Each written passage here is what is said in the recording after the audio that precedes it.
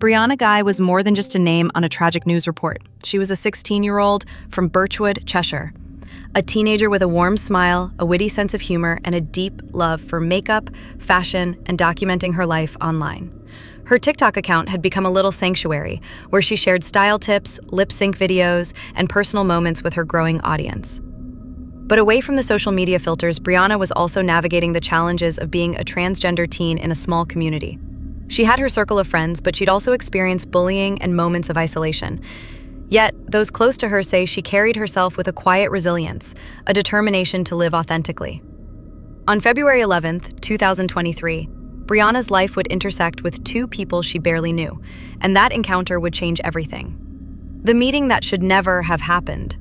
It was a chilly Saturday afternoon when Brianna decided to meet with two acquaintances, 15-year-old Eddie Ratcliffe and 15-year-old Scarlett Jenkinson. They were classmates from a neighboring school, not exactly her closest friends, but they had been chatting on and off for weeks.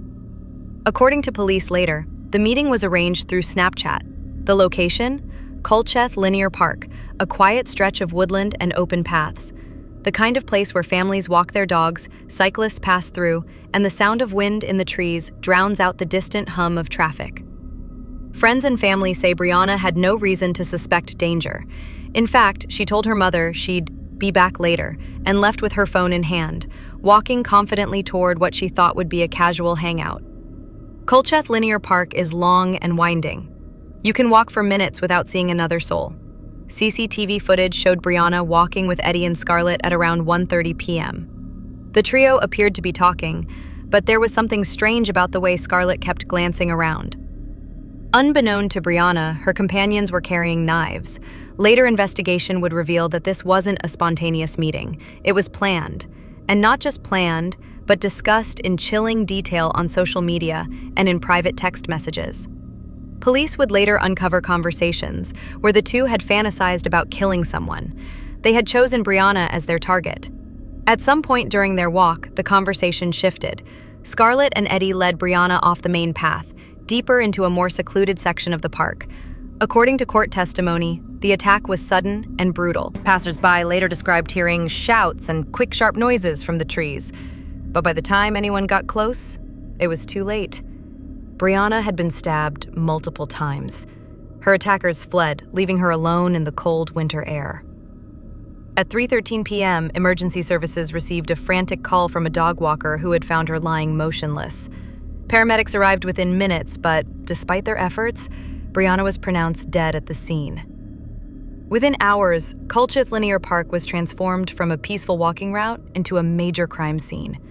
Police cordons went up, and forensic tents were erected.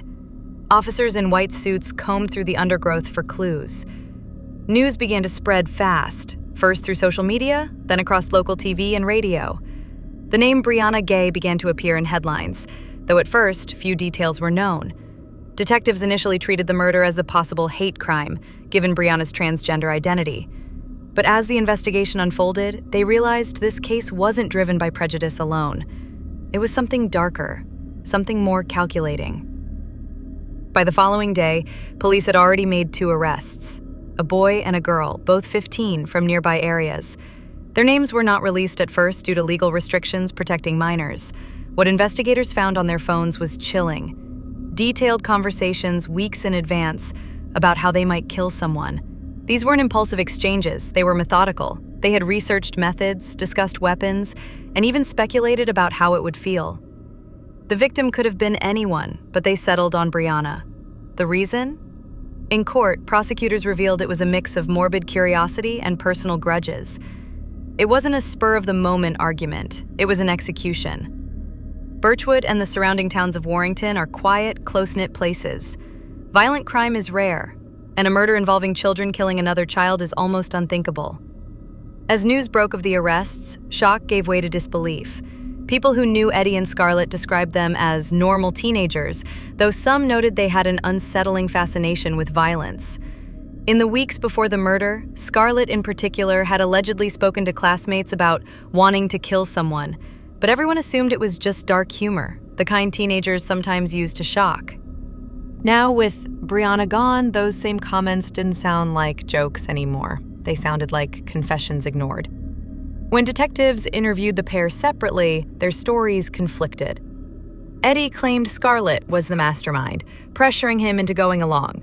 Scarlett, on the other hand, insisted they both planned it equally.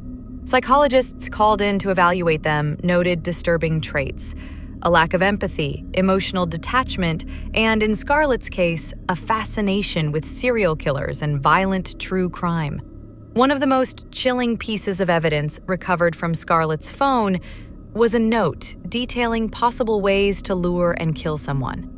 This wasn't a heat-of-the-moment attack.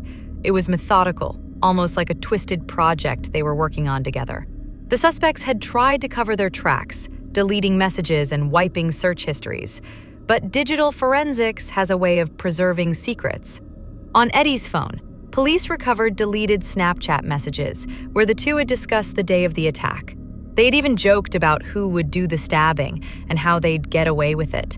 On Scarlett's device, there were saved screenshots of true crime articles, crime scene photos from unrelated cases, and, chillingly, sketches of knives.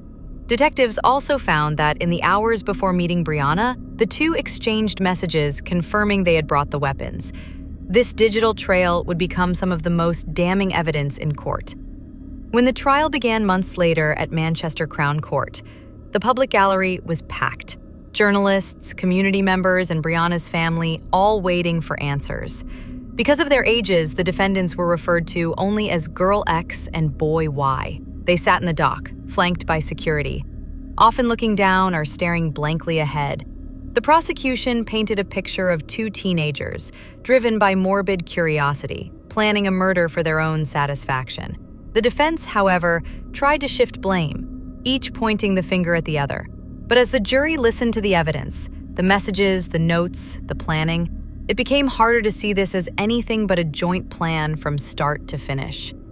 During the trial, Brianna's presence was felt, even in her absence. Her friends gave emotional testimony about her kindness, her humor, and how she lit up any room she entered. Teachers described her as bright, curious, and resilient. The prosecution played short videos of Brianna laughing and dancing with friends to remind the jury that she was not just a victim on paper. She was a living, breathing teenager with dreams. The gallery often grew silent after these moments, the weight of what had been lost settling over everyone like a heavy fog. When Eddie took the stand, he spoke quietly, often hesitating before answering. He admitted to being there but claimed he froze and didn't intend for Brianna to die. The prosecution countered with evidence of his active role in luring her to the park. Scarlett's testimony was more defiant. She denied being the instigator, but her earlier social media posts, ones where she bragged about wanting to harm someone, contradicted her claims. Jurors watched closely, noting not just the words spoken, but the lack of genuine remorse in their tone. The prosecution's final words to the jury were chilling. This was not a moment of madness.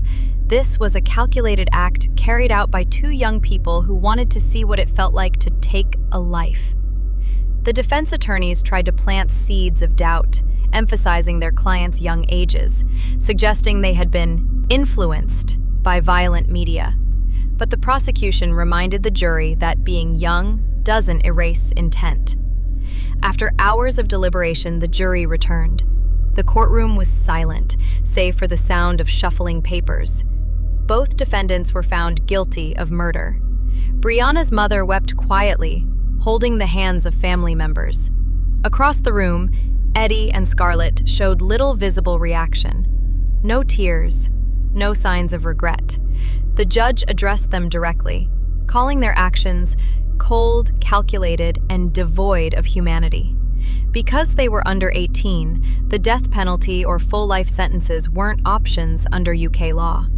But the judge imposed the harshest possible penalty, life with a minimum term of over 20 years before eligibility for parole. As the gavel fell, Brianna's parents spoke to the press outside. Through tears, they urged society to remember Brianna not for the way she died, but for the joy she brought in life.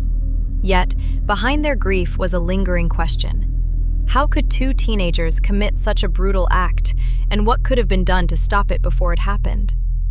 In the weeks following the sentencing, vigils were held across Warrington and beyond. Candlelight lined the streets as people gathered to honor Brianna's memory.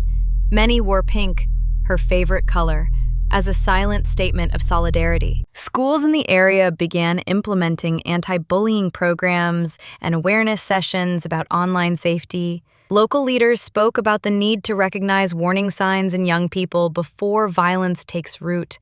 The case spread globally on social media.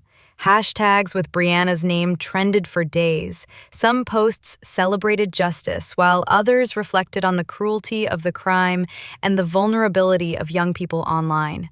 There were also darker corners, forums where the killers were discussed with disturbing fascination.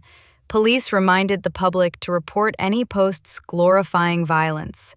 The internet had helped expose the truth in this case, but it had also been a breeding ground for the darkness that took Brianna's life. Brianna's mother, Esther, vowed that her daughter's death would not be in vain. She began working with advocacy groups to push for better protections for vulnerable teens, especially those in the LGBTQ+ community. She spoke at schools, sharing Brianna's story, not to scare, but to teach compassion and awareness. Her voice would sometimes tremble, but she always finished strong. If you see someone being hurt, don't stay silent. You might save a life. The case became a study in how isolation, peer pressure, and violent fantasies can spiral into tragedy. Psychologists pointed out the dangers of unchecked online behavior, while criminologists analyzed how two seemingly ordinary teens could plan such brutality. The message was clear. Violence doesn't always come from where you expect. Sometimes it's closer than you think, in the face of a friend. Brianna Ghey's story is one of laughter and light, stolen far too soon. Two young people made a choice that ended her life and altered their own forever. Her name now stands as both a warning and a call to kindness. If her story moves you, share it. Talk about it. Make sure no other parent has to stand where Esther J. stood, over a grave instead of at a graduation. This is not just a true crime story. It's a reminder. The people you trust the most can sometimes be the ones who hurt you the deepest. And if you found this story important, please like, share, and subscribe. Because the more we talk about these tragedies, the more we might prevent the next one.